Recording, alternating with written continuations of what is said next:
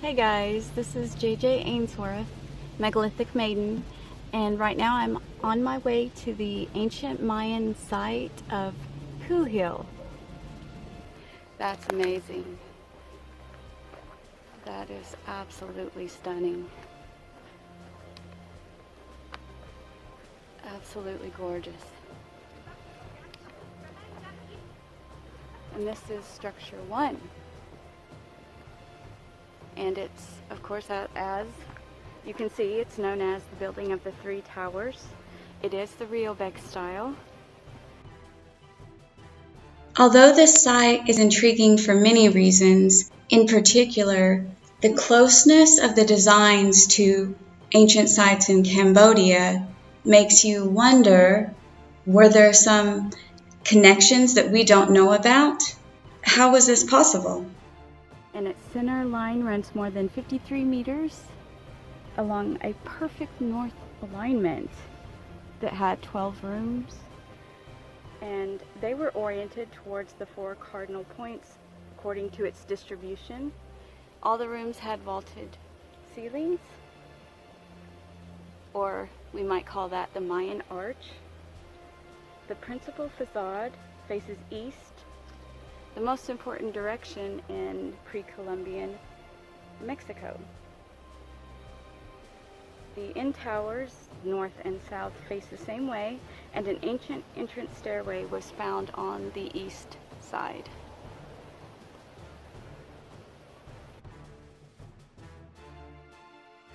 Xpuhil is a Maya archaeological site located in the Mexican state of Campeche, in the vicinity of the modern-day town of Xpuhil. A visit to Xpuhil Archaeological Zone will take you on a journey back in time, when the ancient Maya inhabited this area from about 400 BC. The area surrounding Xpuhil, along Federal Highway 186, is rich with other Maya sites, including Becan and Calakmul. The name Xpuhil means cat's tail, in reference to a type of vegetation found locally. To date, several groups of constructions have been uncovered in the region, which loosely follow late classic Riobeg architectural canons.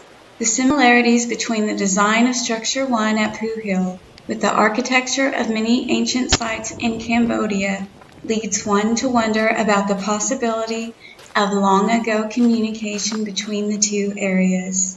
Or is it simply structures built with the same style because of the similarities between the human minds, no matter how far the distance between the cultures? Perhaps in the future we may get a more clear-cut answer on this topic, but for now, it must remain a mystery. There is a complex and beautiful carving detailed on the rear of the middle tower of Structure 1. Some sources say this is a jaguar face. What do you think it is? Please leave your comments below. In total, the site of Xpuhil covers roughly 5 square kilometers, with several smaller architectural groups within that area. Some groups have been given Roman numerals by archaeologists for ease of identification, but some are still unnamed. Other groups have been given landmark names. Archaeological evidence at the site indicates that Xpuhil could have been settled as early as the early Classic period, but the majority of architecture and artifacts from the site appear to be from the end of the Classic period. Exact dates are impossible to estimate due to the architectural variations between this site and other Riobeg-style settlements. After centuries of abandonment, Xpuhil was rediscovered by Carl Ruppert and John Dennison in 1938. After this discovery, the site was shown to archaeologists and architectural draftswoman Tatiana Prozakoryakov, who was able to make a detailed reconstruction drawing of Structure 1 in 1943. This could not have been done nearly as accurate today because the structures have deteriorated a large amount since Prozakoryakov's work in the 1940s. Since its rediscovery, the site has unfortunately been targeted by looters for pieces of its complex facades. One interesting area of Xpuhil is the Xpuhil Cuartel, which stands within a Mexican army camp approximately 2 kilometers south-southeast of the three-towered Structure 1. This area was discovered in January 1999, and subsequent reconstruction occurred from June to October of that same year. Its name, Xpuhil Quartel, means Xpuhil Barracks, due to its juxtaposition with the army camp. To date, several groups of constructions have been uncovered in the region, which also loosely follow late classic Riobec architectural styles. Structure 1 is the most notable structure in the region due to its atypical 3-tower construction instead of the usual 2. This structure includes 3 towers, roof combs, steep stairways, and non-functional doors.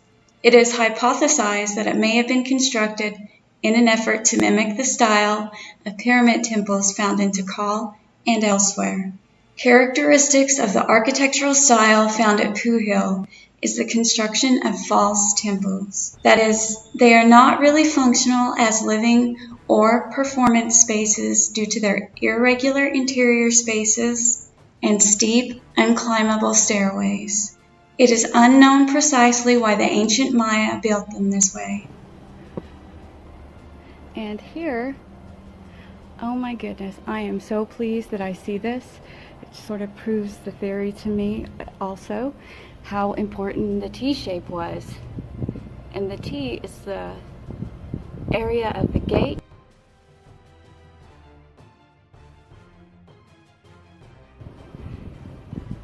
Which is the wind deities and the cardinal directions. A lot of the elite had their front teeth carved into this T-shape. When they speak, the wind would go through and they would be speaking to the deities. So this T-shape is so important.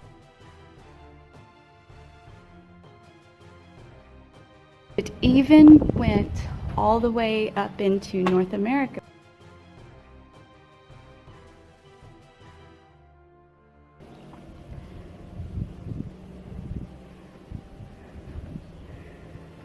And there are 4 of them. 4 of the gates for each of the directions.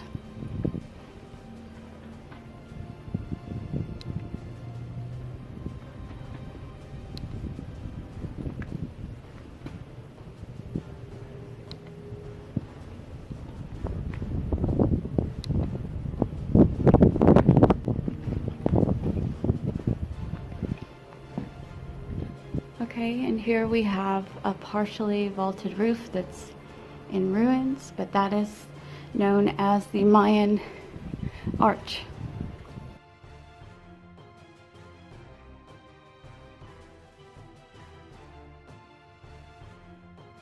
So just behind me, I'm sorry, it's a bit windy, is the central tower, and it has these lovely stepped columns here.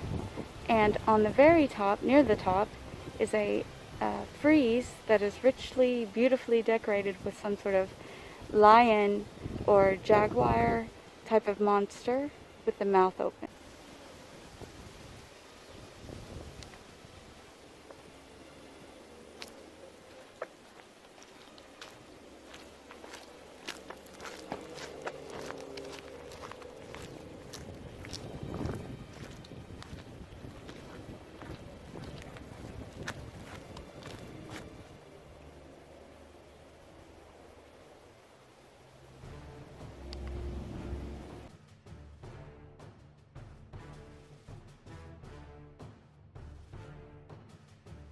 While exploring the site, my mind kept wandering back to the deeply intricate and ornate carvings here, and how they were so similar to other sites around the world. This particular site had aspects of the bird relating to the air or heavens, to the feline relating to earth, and the serpent relating to water in the underworld. This is not an uncommon grouping of attributes here at this site, but among the Maya these are commonplace. In fact, we see this combination of characteristics across ancient sites in North, Central, and parts of South America too. Not only were the style of the designs here at Xpuhil reminiscent of artifacts and architecture from ancient Cambodia, but the same animal entities were very important there as well. the bird for the heavens, feline for the earth, and serpents for the underworld. What a strange coincidence this is to have the same beliefs occurring in cultures more than 10,000 miles apart. The cultures were both pyramid builders as well, and some of the particular details of the pyramids when compared side by side are eerily similar.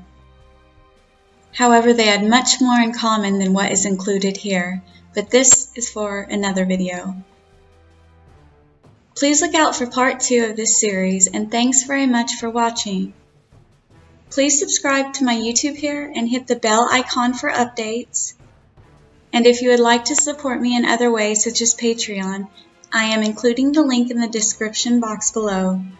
I help to host tours to ancient sites across the world, and we go where others will not and safely explore where others won't dare. So if you like solving mysteries and are interested in seeing and learning about new cultures and their incredible skill sets, head over to www.megalithomania.co.uk to see the tours on offer. Thanks and safe journeys!